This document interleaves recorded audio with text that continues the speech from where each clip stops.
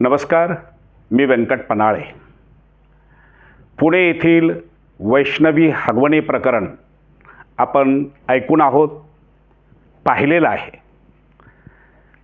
त्याहीपेक्षा महाभयंकर अशी घटना निगडी पोलीस स्टेशन अंतर्गत घडलेली आहे. मूळची लातूरची असलेली अनुराधा बेडगे ही निगडी पोलीस स्टेशन अंतर्गत तिथे राहायला होती. तिचे पती आकाश बेडगे, त्याचे काही सहकारी, नातेवाईक आणि पोलीस खात्यातील कर्मचारी या सर्वांनी संगनमत करून ती हत्या घडवली आणि त्या हत्येला आत्महत्येचं स्वरूप देण्याचा प्रयत्न कसा केला गेला हे आपण लोकाधिकार न्यूजवर पाहणार आहोत.